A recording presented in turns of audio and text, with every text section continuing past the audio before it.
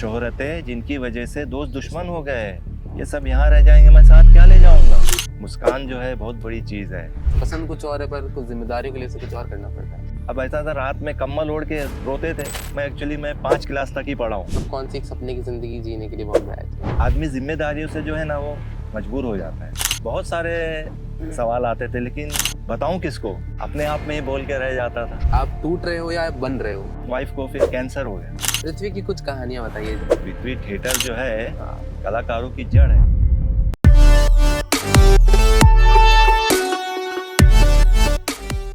नमस्ते इरफान भाई, सबसे पहले तो हाय। Welcome to किस्सेबाजी। आज आप ही के कुछ किस्सों के बारे में बात करेंगे। अच्छा। और उससे पहले आप एक शायर हैं, पोएट हैं और आप रिसाइट करते हैं और हम बीच पे बैठे हैं। तो एक 2-3 साल पहले मैं बीच पे था, रात को हम अपने दोस्तों के साथ।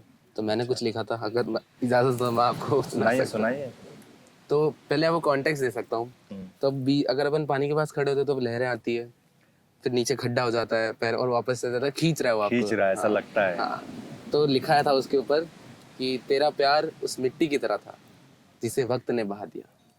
तेरा प्यार उस मिट्टी की तरह था जिसे वक्त ने बहा दिया।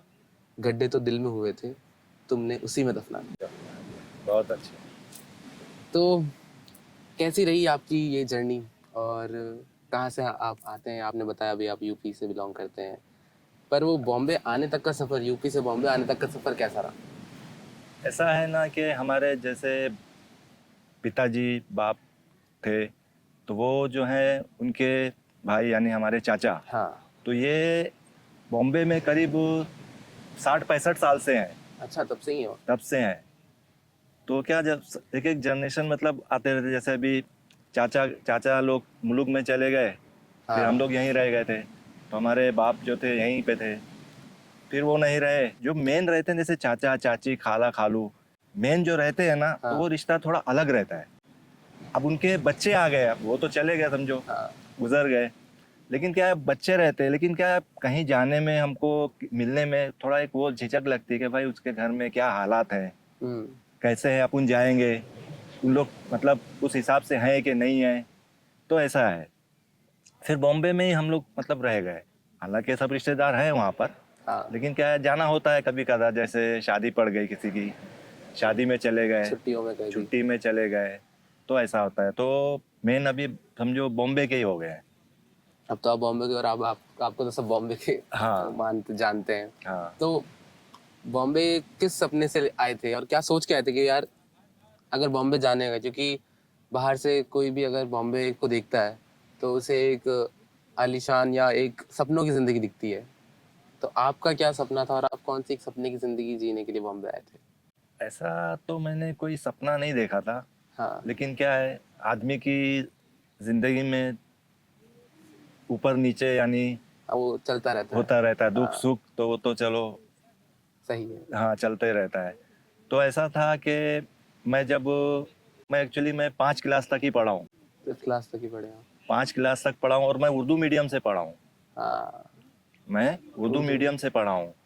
और वो उस टाइम पे जो है ना, कि उर्दू मीडियम से जो फर्स्ट से लेके 5 क्लास तक सब उर्दू में था। ओह, केमिस्ट्री, बायोलॉजी, सब कुछ फिजिक्स, उर्दू में? यहाँ तक कि मैथ्स भी उर्दू में। अरे। तो 5 क्लास तक उर्दू में था। तो 5 क्लास के बाद फिर मैंने छोड़ दिया। उसके बाद से जो है मैं मतलब हमारे जो वालिद साहब थे, उन हाँ। डैडी, उनको गुजर गए। उसके बाद से मैंने जो है सोच लिया कि और भी मतलब हमारी बहनें थी, हाँ। अब बहनों का तो देखना है, एक भाई भी थे, उनका तो करना पड़ेगा। तो उस टाइम से मैंने समझो काम चालू कर दिया। उस टाइम से मैं मतलब काम पे ही अभी तक जो है काम कर ही रहा हूँ। सबसे पहला क्या काम किया आपने? सबसे पहले मैं अपना ये जो फ्लैट मशीन रहती थी ना, वो चलाता था मैं। अच्छा। फ्लैट मशीन जो अंडरवेयर की जो रबड़ लगती है रबड़ ना, होता है, हाँ। हाँ, फैक्ट्री तो वगैरह में? हाँ, ओह। तो मैं उसका कारीगर था। उसके बाद पर्स का भी काम मैंने किया, लेडीज हाँ। पर्स। अच्छा। फिर उसके बाद जो है देखा ज़रा हालात ठीक नहीं है, तो मैं सऊदी निकल गया। साउथ भी जा गए? सऊदी जाके आया मैं। सऊदी निकल गया। अब सऊदी में जो है वहाँ गए तो अब उधर की तो भाषा आती नहीं है, बिल्कुल। ठीक है ना। तो वहाँ पे रहे थोड़ा, लेकिन वहाँ पे ऐसा था कि भाषा तो आती नहीं थी। अब ऐसा था, रात में कम्बल ओढ़ के रोते थे कि कहाँ आ गए, फंस गए। फंस गए। लेकिन जब आहिस्ता आहिस्ता जब अरबी मालूम होती गई, फुल अरबी अरबी जानने लगे, अच्छा। फिर अच्छे से रहने लगे। यानी 2-4 महीने तक बहुत दुश्वारियां लगी, ऐसा कि नहीं इधर नहीं रह पाएंगे। थोड़ा लेकिन इनिशियली कठिन लगा होगा। हाँ, लेकिन फिर जब अरबी सीख गए ना, हाँ। तो उसके बाद जो है फिर शुरू हो गए। तो मैंने फर्स्ट टाइम में मैंने 4 साल निकाले। अच्छा। 4 साल के बाद सऊदी से फिर मैं रिटर्न गया। हम्म। बहन की शादी करना थी, यानी हाँ। बहनों की शादी थी। हाँ। 4 साल के बाद फिर गए, फिर मैं वापस गया। उसके बाद फिर रिटर्न आया, घर वगैरह बनाए। उसके बाद फिर वापस गया मैं, फिर अपनी खुद की शादी करी आखिर में आके। आखिर में आके। तो ऐसा यानी बस चलता रहा जो भी है। उसके बाद फिर शादी के बाद जो है मेरे यानी मुझे बच्चे नहीं हुए। हाँ। तो फिर वो तो समझो एक ऊपर वाले का वो है, उसमें अपन तो कुछ नहीं कर कुछ नहीं सकते कर हैं, सकते। ठीक है ना। फिर उसके बाद ऐसा हुआ कि वाइफ को फिर कैंसर हो गया। अच्छा। वाइफ को कैंसर हो गया। हाँ। वाइफ फिर उस पर वो नहीं हुआ, मतलब उनकी अभी डेथ हो गई। फिर ओके। अब ऐसा है कि अभी चल रहा है। फिर उसके बाद मैंने सऊदी जब छोड़ा तो मैं पृथ्वी कैफ़े में 2008 से हूँ मैं। 2008 से मैं कैफ़े में, जब शशि जी थे, ओ हाँ। शशि शशि कपूर, कपूर। तो उनको जो है सोडा वगैरह बनाना है, जो भी उनको पिलाना था, तो मैं भी करता था, और भी थे। लेकिन 2008 से मैंने ज्वाइन किया। तो वहाँ पर जो है ना एक ओपन माइक होता था, कैफ़े राती बोलते हैं उसको। ओके। कैफ़े राती बोलते हैं, ओपन माइक जो मंडे के दिन होता है। तो उसमें मतलब सब आते थे, लिखते थे, बोलते थे। तो मेरे दिल में भी मतलब एक ख्वाहिश हुई कि ये लोग ऐसा लिख रहे हैं, बोल रहे हैं, मैं क्यों नहीं कर सकता हूँ। अच्छा, तो यहाँ से शुरू हुआ। तो यहाँ से जो है मैंने शुरू किया। तो मैंने भी लिखा फिर, हम्म। मैंने भी लिखा हाँ। उसके ऊपर। मतलब मैंने पहली जो कविता लिखी थी माँ के ऊपर, जो मैंने मतलब है। और फिर उसके बाद मेरे ये सोच ऐसी होती है कि मैं रात में जब टाइम मिलता था तो बस, लिखते रहता। तो माँ के ऊपर जो मैंने लिखा था, बिल्कुल बिल्कुल, अगर आप तो मैं आपको सुनाता हूँ इरशाद इरशाद। कि माँ से बढ़कर कोई नाम क्या होगा, माँ से बढ़कर कोई नाम क्या होगा, इस नाम का हमसे एहतराम क्या होगा। माँ से बढ़कर कोई नाम क्या होगा, इस नाम का हमसे एहतराम क्या होगा। जिसके पैरों के नीचे जन्नत है, जिसके पैरों के नीचे जन्नत है, उसके सर का मकाम क्या होगा। तो बच्चे की जुबान से निकला हुआ पहला लफ्ज़ है माँ। बच्चे की जुबान से निकला हुआ पहला लफ्ज़ है माँ। खुदा की बनाई एक नेमत है माँ। नहीं है मोल कोई अनमोल है माँ, नहीं है मोल कोई अनमोल है माँ। कांटों के बीच खिला एक फूल है माँ। नहीं है मोल कोई अनमोल है माँ, कांटों के बीच खिला एक फूल है माँ। बसा लेती है अपने सीने में सब दुख दर्द है माँ। बसा लेती है अपने सीने में सब दुख दर्द है माँ। जिसकी गहराई ना नाप सके वो समुंदर है माँ। माँ को देख के दिल को आराम आ जाता है, यूँ समझ लीजिए जन्नत का मकाम आ जाता है। माँ को देख के दिल को आराम आ जाता है, यूँ समझ लीजिए जन्नत का मकाम। तो ये सब मैंने शुरू किया फिर लिखना। जो ओपन माइक होता था वहाँ पर, उस पे मैंने कविता लिखता था, पढ़ता था। फिर सब यहाँ आने के बाद सब एक्टरों से मुलाकात होती थी, तो बस ऐसे ही चलता रहा और लिखते रहे। फिर उसके बाद मैंने कई जगह परफॉर्म भी किया जाके। बिल्कुल। खार डांडा, अच्छा। वहाँ पर हाइफ एक वहाँ पर होता था, तो वहाँ पर मैंने परफॉर्म किया है। फर्स्ट इनाम मिला था मुझे वहाँ पर।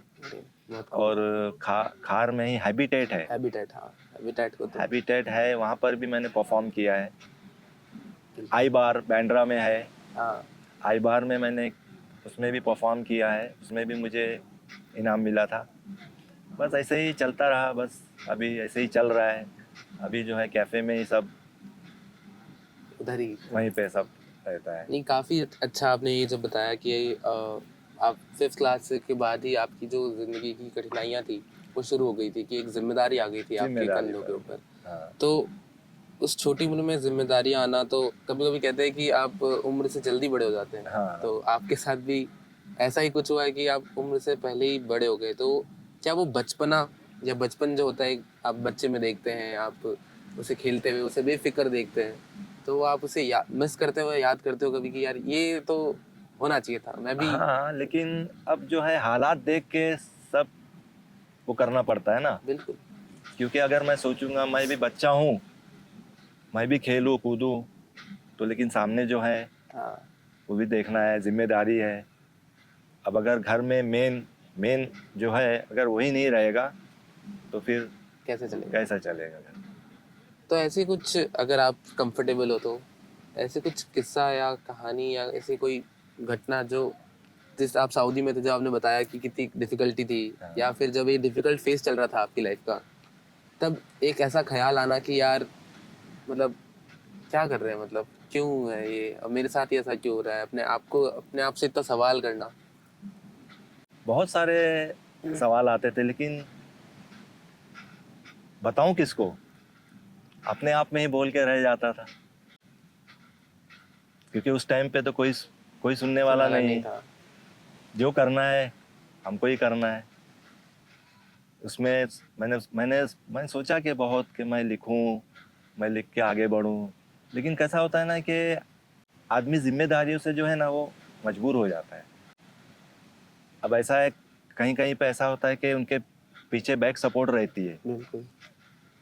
कोई मतलब उसका सपोर्ट करता है तो वो आगे बढ़ जाते हैं। लेकिन वो उस उनमें टैलेंट नहीं रहता है जो वो आगे बढ़े, लेकिन उनके पीछे पैसा लगाने वाले रहते हैं, वो लगाते हैं। लेकिन उनमें टैलेंट नहीं रहता, लेकिन वो आगे नहीं बढ़ पाते।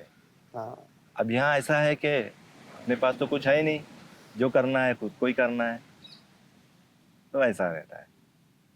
वो जो कठिन फेज चला आपका, और वो शायद, वो कहते हैं ना कि जो लेखक के लिए सबसे होता है कि जो अगर वो एक जिंदगी को जीता है तो वो बेहतर उस तरीके को लिख पाता है, उसे बयां कर पाता है। तो वो कला कब आई जब आप में, कि आप जब बोल रहे हो, बोल आपने जैसे बताया कि कोई कोई था ही नहीं जिसे आप कुछ बात कह सके, तो वो अपने ख्यालों को, अपने जिंदगी की जो आपकी घटनाएं रही है, कठिनाइयां रही है, उसको एक पेपर पे लिखना कब शुरू, कैसे शुरू हुआ, मतलब कितना डिफिकल्ट होता है उसको पेपर पे उतारना? हाँ बस यही। अब मैं कैफ़े में जब से लगा हूँ ना मैं, तो उसमें मैं मतलब देखता था कि काफ़ी लोग आ रहे हैं, लिख रहे हैं, पढ़ रहे हैं। तो मतलब मेरे मन में भी एक चाहत हुई कि ये लोग अगर कर सकते तो मैं क्यों नहीं कर सकता। बिल्कुल। सब हाथ आदमी के हाथ में है। तो उस हिसाब से एक सोच, मतलब सोच सोच के जो है ना मैं लिखता था। हाँ। अभी एक मैंने और लिखा था कि मैं तो झोंका हूँ हवा का, हम्म। उड़ा ले जाऊंगा। हाँ। मैं तो झोंका हूँ हवा का, उड़ा ले जाऊंगा, जागती रहना तुझको तुझसे चुरा ले जाऊंगा। मैं तो झोंका हूँ हवा का, उड़ा ले जाऊंगा, जागती रहना तुझको तुझसे चुरा ले जाऊंगा। हो के कदमों पे निछावर फूल ने बुद्ध से कहा, हो के कदमों पे निछावर फूल ने बुद्ध से कहा, खाक में मिलके भी मैं खुशबू बचा ले जाऊंगा। हाँ। कौन सी शय मुझको पहुंचाएगी तेरे शहर तक, कौन सी शय मुझको पहुंचाएगी तेरे शहर तक, ये तो पता तब चलेगा जब पता ले जाऊंगा। कोशिशें मुझको मिटाने की भले हो कामयाब, हाँ। कोशिशें मुझको मिटाने की भले हो कामयाब, मिटते मिटते भी मैं मिटने का मजा ले जाऊंगा। आखिरी शेर बहुत अच्छा है कि शोहरतें जिनकी वजह से दोस्त दुश्मन हो गए, शोहरतें जिनकी वजह से दोस्त दुश्मन हो गए, ये सब यहाँ रह जाएंगे, मैं साथ क्या ले जाऊंगा। सब एक दूसरे से लड़ते हैं ना, ये मेरा है ये मेरा है, लास्ट में क्या लेके जाते हैं साथ, सब यहीं रह जाता है। इस पे फर्स्ट इनाम मिला था। काफी काफी खूब। और जो इसके अंदर जो आपने दुनिया की जो समझ दिखती है, और वो, तो वो देख के आप, सुन के आप कह सकते हो कि एक वो इंसान बोल रहा है जिसने एक जिंदगी को जी है, वो एक, जिसने आज जिस तरह से आपने कहा कि एक बैक सपोर्ट होता है जिनके पास, जिनकी कंफर्टेबल लाइफस्टाइल होती है, तो वो ये जो एक दुनिया है वो देख ही नहीं पाते, तो वो इमोशन है वो फील ही नहीं कर पाते। और प्यार का भी आपने जिक्र किया, तो मेरा एक सवाल रहेगा कि एज अ शायर अगर आपसे पूछा जाए तो प्यार आपके लिए क्या है? प्यार तो समझो एक, प्यार मोहब्बत तो एक मतलब जिंदगी का जो चल रही है उसमें एक, अगर आदमी को आप सामने से खाली थोड़ी सी स्माइल दे देंगे तो वो खुश हो जाता है। बिल्कुल। बराबर है ना? हाँ। अगर अगर आप आ रहे हैं, अगर कोई गुस्से में है और आप उसको हंसा देंगे तो वो बहुत बड़ी बात हो जाती है कि आदमी गुस्से में था और मैंने उसको हंसा दिया। हाँ। तो ये एक मतलब बड़ा, तो एक मतलब ऐसा है कि मेरी सोच ये है कि देखो, गम खुशी तो चलता रहता है, तो आदमी को हमेशा खुश रहना चाहिए। स्माइल यानी जो है एक बहुत बड़ी चीज़ है। हम्म। एक मुस्कान यानी बोलते हैं ना, हाँ। मुस्कान जो है बहुत बड़ी चीज़ है। अगर आप उसको किसी को मुस्कुरा के खाली कुछ एक बात भी बोल देंगे तो उसको बहुत अच्छा लगेगा। तो ये जिस तरह से मैं आपके इंटरेक्शन में आया पृथ्वी पे, जब आप सर्व करते हो तो एक शायरी आपका चलता रहता है कि आप टेबल से जाके उनको सुनाते हैं, उनको बताते हैं, तो वो एक बहुत इंटरैक्टिव चीज़ है कि जहाँ पे लोग आपसे फिर पर्सनली कनेक्ट हो पाते हैं। काफ़ी लोग मैं देखता हूँ तो आपसे मिलते हैं, मिलते हैं। जानते हैं, आपके साथ फोटोज खिंचाते हैं।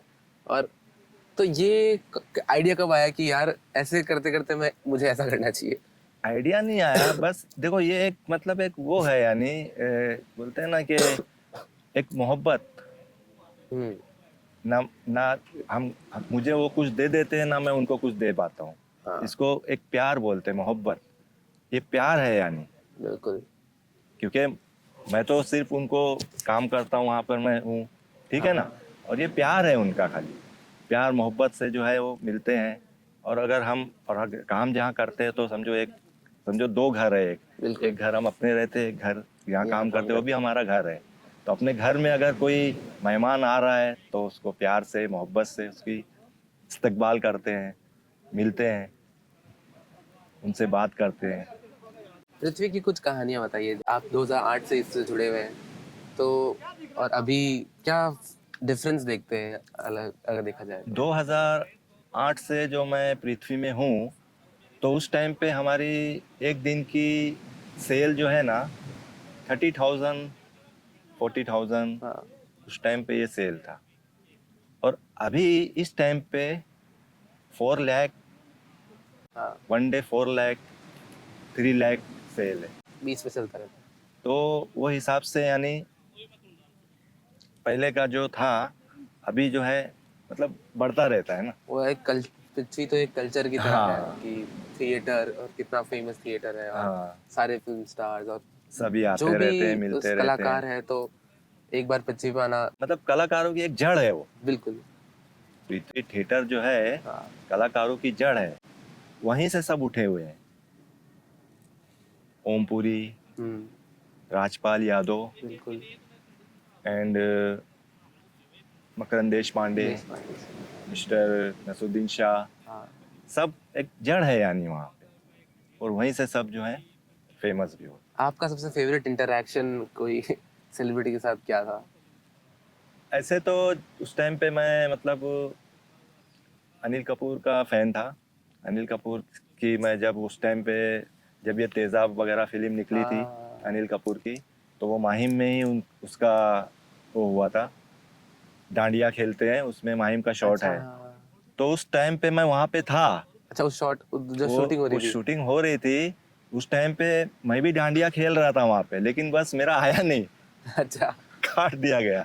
तो वहाँ पर जो शूटिंग होती, धारावी की शूटिंग है वहाँ पर, हाँ। वो जब वो दाढ़ी बनाता है, हाँ। तो उस टाइम पे भी वहाँ पर भी शूटिंग हो रही थी। उस टाइम पे वहाँ पर भी मैं गया था, लेकिन वो सब आए तो मतलब एक एक वो रहता है कि एक चाहत रहती है कि मैं मतलब इस कोई मतलब मुझे मिलना है यानी, मतलब एक फ़ैन है, मैं उनका फ़ैन हूँ, मैं उनसे मिलूँ। हाँ। उसके बाद फिर उसमें लग गए, फिर कहाँ मिलना होता फिर मुझे, लेकिन मिला हूँ मैं। फिर यहाँ पर अपना कैफ़े के बाहर जो है शबाना जी का घर है, हाँ। आज़मी, हम्म। तो उनके घर में मेरी मुलाकात हुई फिर अनिल कपूर के साथ। उस टाइम पे मैं उनसे मिला, फ़ोटो भी लिए और बहुत अच्छे से मिले। तो जब भी आपका ही कहीं सा सेलिब्रिटी जो भी आते हैं, डायरेक्टर्स स्पेशली पृथ्वी में जब आते हैं, तब आप उनके साथ फोटोज खिंचाते हैं, वो भी आपके साथ अच्छे से इंटरेक्ट करते हैं, जानते हैं कि अब हाँ वो इतने टाइम से आप वहाँ पे हो तो आना जाना देखते रहते हैं। तो जिस तरह से हम उन्हें देखते हैं बाहर की दुनिया से और बाहर के लेंस से, हम देखते हैं कि यार क्या अलग इंसान है, तो हाँ। क्या अलग रहता है उनके लिए या उनके बारे में? अलग तो ऐसा कुछ नहीं है, वो भी इंसान है, हम भी इंसान है, बराबर है ना। बस एक वो जो है एक्टर है, हम्म, उनके वो एक्टर है, उनमें एक मतलब बोलते हैं ना कि एक जुनून रहता है कि मैं एक्टिंग करूं। अब वो ऐसे तो हाँ, क्या बोलते हैं अपना बॉम्बे का जो है हर नौजवान सोचता है कि मैं एक्टर बन जाऊं, बिल्कुल। सही ना। जहाँ देखेगा बोले नहीं मैं एक्टर बन जाऊं, लेकिन एक्टर में भी एक मतलब एक खासियत रहती है जो उसमें मतलब एक वो रहता है कि मैं बनूं यानी। हाँ, तो वो हिसाब से सब लोग नहीं कर सकते हैं, सबके बस की नहीं। सबकी बस की बात नहीं है।